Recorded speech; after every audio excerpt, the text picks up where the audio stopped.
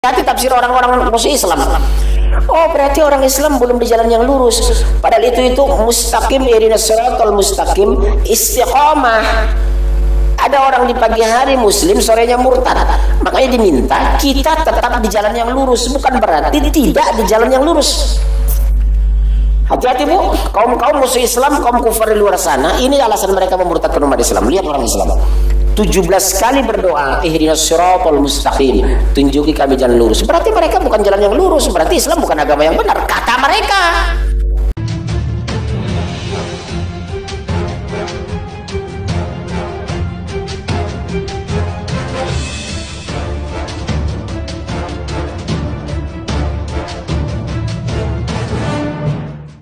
Bismillahirrahmanirrahim. Bulan Ramadan adalah bulan yang di dalamnya diturunkan Al-Quran. Stop.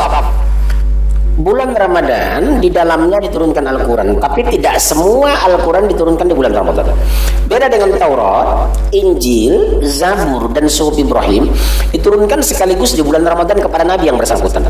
Tapi Al-Quran diturunkan diantaranya penyebabnya berdasarkan pertanyaan dan persoalan yang hadapi Rasul dan sahabat, dijawab dengan Quran. Ya bunda ya. Jadi Al-Quran bulan diturunkan di bulan Ramadan, tapi tidak semua ayat Quran diturunkan di bulan Ramadan. Karena Al-Quran diturunkan lebih kurang 23 tahun.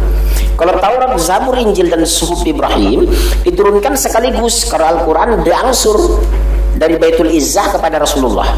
Ya silakan terus. Sebagai petunjuk bagi manusia dan penjelasan-penjelasan mengenai petunjuk itu, dan pembela antara yang benar dan yang batil. Coba lihat bu, satu sebagai petunjuk, hudal linnas bagi manusia. Siapa saja yang mengikuti Al-Quran sebagai petunjuk, meskipun dia non muslim, di luar akidah dan syariah, contoh kebersihan, kejujuran, kebenaran, jauh dari ribawi, menguntungkan dia bu, meskipun dia non muslim. Betul ya? Contohnya di Inggris sekarang bank-bank di Inggris itu banyak mengikuti mengkonversi menjadi bank syariah. Padahal pemilik banknya orang Yahudi, manajemennya orang Nasrani, menguntungkan mereka duniawi. Hudal linnas. Mereka tidak Islam kok, mereka tidak beriman kok kepada Quran, tapi mengamalkan hal-hal yang berkenaan dengan ekonomi. Kita bank syariahnya diambil, pidana syariah ditinggalkan. Harusnya kisos, konsisten kita. Kita di Indonesia beda bu. Bank syariahnya ada, kita ambil. Ada BCA syariah, Mandiri syariah, BRI syariah. Tapi pidana syariah kita buang, dikatakan tidak Islami. Apa itu? Kisos. Enggak fair kan terhadap Quran. Yang enak-enak, yang menguntungkan diambil dari Quran. Yang merasa dirugikan dia tinggalkan, potong tangan, nggak diikuti kan? Pada efektif hukum itu, kalau orang mencuri potong tangan. Ada niat orang mencuri, astagfirullah. Nanti mah kalau saya mencuri, berarti Jumat depan tangan saya dipotong di samping Istiqlal ketika orang bubaran sholat Jumat. Oh, kalau saya membunuh berarti di bulan depan saya akan dipancung di samping Masjid Istiqlal. Ada sifat hukum itu preventif. Sebelum terjadi orang sudah tidak melakukannya. Karena apa? Pencegahan. Sifatnya preventif. Sebelum terjadi Al-Quran sudah melarang. Karena ada efek jera dalam tubuh manusia, potong tangan. Sekarang orang ambil uang 3 miliar misalnya, penjara 3 tahun, pulang keluar masih ada uang di tabungan. Pulang ke daerah, ke Semarang, ke Medan, masih enak nyetir fortune dia. Tapi kalau tangannya dipotong, oh tiba di Padang, oh keteruan mencilok Jakarta, ada tangan C katanya. Ada efek jera bagi pelaku bu, sifatnya preventif. Orang yang akan melakukannya akan mikir 2 kali. Astagfirullah, kalau saya mengambil uang negara, tangan saya dipotong di Istiqlal, minggu depan di kantor saya nggak punya harga diri. Kenapa? Tangan sebelah kanan sudah hilang, nyolong lagi sebelah kiri nggak hilang, nggak ada. Pulang ke Padang, ke Medan, ke Semarang, Kulon Progo, Baturetno, Aji Barang, oh nyolong panjenengan yo, anak Pak Suparjo nyolong, tangannya orang mesiji. Oh iya tuh. Jadi mulut ke mulut, cangkem tuh cangkem. Akhirnya orang di kampung, oh, sampai hati-hati nak. Delo iki anak Pak Parjo iki. Mulai buatan tangan setunggal. Onje. Ternyata mencuri nang Jakarta wes dipotong nang Istiqlal. Anda ada tangan cilai mencuri pajatu Jakarta patang. Celia lah, malu awas kampung ke orang. Jadi ada efek jera bu bagi pelaku. Islam itu agama preventif. Sebelum terjadi dia sudah menghalangi. Sebelum terjadi dia sudah tampil di sana. Kita nggak penjara, habis penjara selesai, nggak ada satu jari pun yang hilang.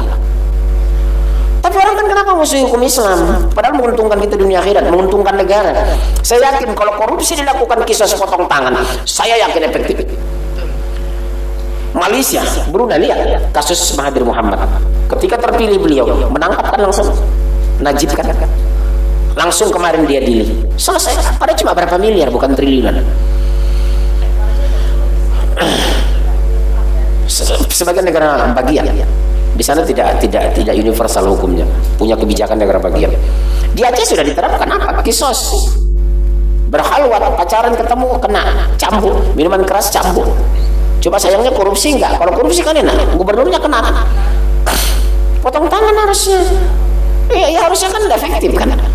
Ini terbalik, rakyat kecilnya hukumnya Islam, begitu pejabatnya hukum konvensional. Harusnya diterapkan hukum Islam, potong tangan supaya efektif hukum itu. Subhanallah, malu kita mendengar ini kan. Habis Idul Fitri kembali kepada kesucian penjara. Subhanallah. Ya, baik. Yang kedua, Bu, sebagai bayan penjelasan atas petunjuk itu. Penjelasannya bisa tafsir ayah bil ayah, Al-Quran menjelaskan Quran, ada tafsir ayah bil hadis, Al-Quran ditafsir hadis. Contoh Al-Quran, tafsir Al-Quran apa, Bu? Pada saat dua ayat terakhir Al-Fatihah, ghairil maghdubi alaihim waladdallin, amin. Maghdubi siapa itu? Yahudi. Dhal siapa? Nasrani. Bukan jalan-jalan engkau sesatkan, tetapi jalan yang engkau berikan karunia. Di mana dijelaskan yang mendapat karunia itu? Buka Al-Quran surat 4 ayat 69 70. Al-Fatihah di surat 2 ayat, ditafsir di surat 4 An-Nisa ayat 69 70. Buka surat 4 An-Nisa ayat 69 70. Di Al-Fatihahnya dijelaskan, disampaikan ayat, ya. Coba buka dulu Al-Fatihah, Bu. Dari ihdinas siratal mustaqim siratal ladzina an'amta 'alaihim. Dari siratal ladzina an'amta 'alaihim. Baca terjemahannya sampai waladdallin. Baca dulu, Bu. Siapa baca? Siratal ladzina an'amta 'alaihim. Silakan Ibu baca, baru kita baca ke surat 4 ayat 69 70. Silakan. Langsung. Siratal aja. Pemilik pembalasan hanya kepada tunjuklah kami jalan yang lurus. Ya, tunjuk ke hati tafsir orang-orang musuh Islam. Oh, berarti orang Islam belum di jalan yang lurus. Padahal itu mustaqim, ihdinas siratal mustaqim, istiqamah. Ada orang di pagi hari muslim, sorenya murtad. Makanya diminta kita tetap di jalan yang lurus, bukan berarti tidak di jalan yang lurus. Hati-hati, Bu, kaum musuh Islam, kaum kufar di luar sana, ini alasan mereka memurtadkan umat Islam. Lihat orang Islam 17 kali berdoa, ihdinas siratal mustaqim, tunjuki kami jalan lurus. Berarti mereka bukan jalan yang lurus, berarti Islam bukan agama yang benar, kata mereka. Pada tafsir ayat itu, agar Allah memelihara kita tetap jalan yang lurus, siratal mustaqim, agar istiqomah. Bukan berarti kita sedang tidak di jalan yang lurus, atau bukan berarti Islam bukan agama yang benar. Ditafsirkan mereka pakai otak. Ya, terus Bu ayat. Yaitu jalan orang-orang yang telah engkau beri nikmat kepadanya. Iya, yaitu jalan orang kau beri nikmat. Siapa itu? Buka Al-Quran surat 4 ayat 70, 69 70, An-Nisa. Ya, langsung 4 dan 9 70. Langsung. Dan barang siapa yang mentaati Allah dan Rasulnya, maka mereka itu akan bersama diberikan nikmat oleh Allah. Tuh jalan orang-orang beri nikmat tadi. Siapa mereka itu? Ayat 70-nya, yang demikian itu adalah karunia dari Allah dan cukup. Karunia itu maksudnya sorga. Kalau Ibu baca karunia berarti sorga, tidak diberikan kepada selain orang yang dikehendaki Allah. Masuk sorga bukan karena ibadah, tapi karena rahmat. Buktinya apa? Bisa jadi oknum ulama masuk neraka, pelacur masuk sorga. Kok bisa? Ulamanya sombong karena keilmuan, dia neraka. Pelacurnya taubat, diterima, dia sorga. Hati-hati loh, Bu, kita nggak boleh menjudge ketika lihat wanita tidak berhijab. Kita tidak boleh melecehkan ketika orang bertato. Boleh jadi nanti malam bertobat, 2 jam kemudian meninggal, dia surga, tobat diterima. Boleh jadi dia pakai rosepan, hari ini kita temukan ke pasar regional Jatinegara Cipinang. Tapi ternyata nanti jam 2 dia bertobat, jam 3 dia meninggal, diterima surga. Jadi tugas kita bukan merubah orang menjadi benar, tapi tugas kita menyampaikan kebenaran agar orang menjadi benar. Ya, Bu, ya? Kita nggak boleh menjudge orang, mengadili orang. Itu tugas Allah, bukan tugas kita. Tugas kita menyampaikan kebenaran, tapi bukan memaksakan kebenaran. Jelas? Terus, siapa itu, Bu? Yaitu Satu, minan nabiin, para nabi dijamin surga insyaallah. Nabi, rasul, malaikat. Yang dijamin neraka siapa, Bu? Iblis dengan syaitan. Yang bisa surga bisa neraka, manusia dan jin. Peluang kita untuk masuk surga neraka sama antara kita dengan jin. Jin itu hidupnya seperti kita kok. Mereka menikah, mereka mati, mereka ada Islam KTP, ada Islam abangan, ada Islam taat, ada sekuler. Manusia juga begitu. Tapi saya nggak tahu apakah jin ada Islam Nusantara, nggak tahu saya. Kalau ada Islam Nusantara, ada sholat Nusantara, saum Nusantara, berzina Nusantara, puasa Nusantara, haji Nusantara. Kalau haji Nusantara di mana wukufnya? Lapangan Banteng. Namanya haji Nusantara. Nggak perlu ke Mekah, Bu. Wukuf aja di lapangan Banteng. Namanya aja Islam Nusantara. Betul? Terus, Bu. Satu, minan nabiin, para nabi. Kedua, wasiddiqin, orang-orang yang benar. Abu Bakar, Umar, Utsman, pengikut kebenaran, istiqomah, sami'na wa ata'na. Yang ketiga, wasyuhada, orang yang mati syahid. Yang keempat, wassolihin, orang-orang soleh. Jadi ibu kalau masuk surga ikuti tabiat mereka. Minan nabiin, wasiddiqin, wasyuhada, wassolihin. Para nabi, pencinta kebenaran, menegakkan kebenaran, memperjuangkan kebenaran. Wassolihin, wasyuhada, orang mati syahid. Yang keempat apa, Bu? Wassolihin, orang-orang soleh, bukan orang salah. Karena kemarin kita targetnya la'allakum tattaqun.